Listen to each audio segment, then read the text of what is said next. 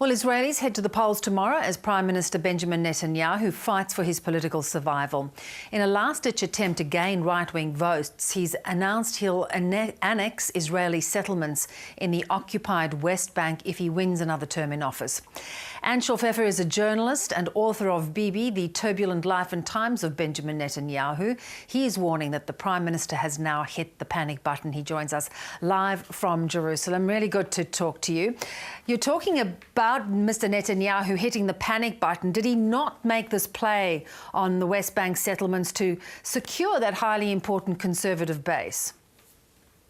It certainly seems from the timing that the play was made to try and pull more right-wing voters away from small parties and towards his larger Likud party and ensure, as he hopes, that he'll be the largest party in the next Knesset. Certainly the timing of the announcement that he's considering annexing settlements in the West Bank is very suspect. I spoke with a number of his cabinet colleagues who were all surprised from the move and said they had not been consulted in advance. And they were all saying this is a blatant election gimmick. Do you think it'll backfire on him? It will certainly backfire on him if he's not planning to do it and he forms a coalition with the far-right parties, as he currently says he's planning to do. But some people believe that Netanyahu is actually planning to try and bring in his centrist rivals into a more moderate coalition after the elections. This could all be a very cynical ploy by him. Do you think he is facing the biggest political challenge of his career? Well, he's lost elections in the past and come back again. In the last decade, he's won 3 consecutive elections, but at least in one of them, the last one in 2015, he was also running a tight race as he is in tomorrow's election. But this election is much more crucial for him because he's not just facing political defeat, he's facing legal indictments for corruption, for bribery, and for fraud. And fighting these indictments as a private citizen will probably be more difficult for him than fighting them as Prime Minister. So he's not just fighting to stay in office, he's fighting to stay out of prison. And that's a great point you make, but should he be re-elected, those charges are not going to go away.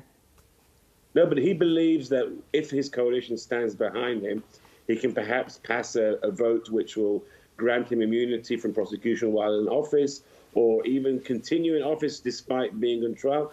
He also feels that this is not just a criminal case. This is a public case in which he will present himself to the Israeli public as someone who has received a renewed mandate. And how dare the left-wing attorneys and prosecutors and judges hold him to account when the nation has just re-elected him. So it's not just about the legal merits of its case. He's making this into a constitutional crisis whereby it'll be the courts against the people.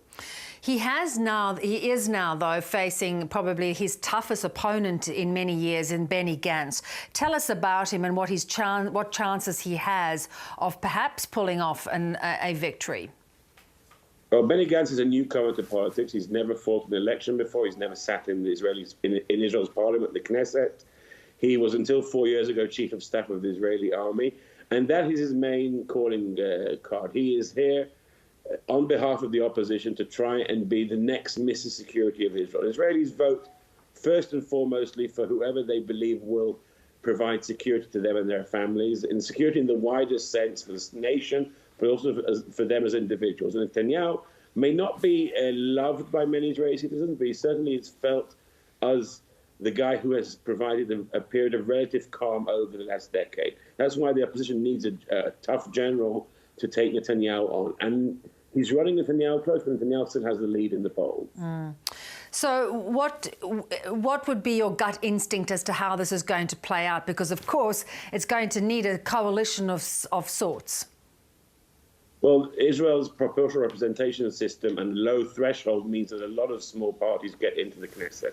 So what we're looking at after the election tomorrow is a parliament with 2 moderate or slightly large parties, Likud and Benny Gantz's Kahol Lavan, blue and white party.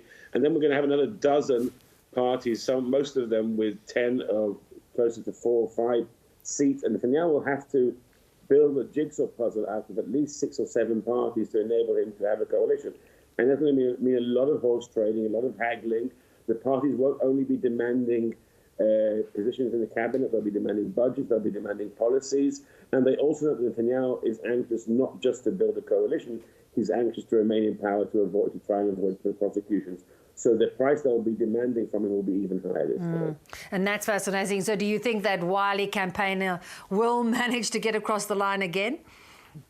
Well, he's playing a very high-risk game because he's trying to bring supporters from the other right-wing parties. But by doing this, he's also jeopardizing their very existence because the threshold of 3.25%, some of them are hovering perilously close to that.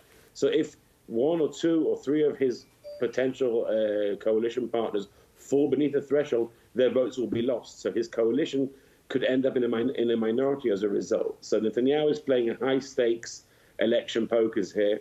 And he's won in the past, but this is probably the most dangerous game he's played. Fascinating stuff. Anshel, good to talk to you. We look forward to seeing you in Australia soon.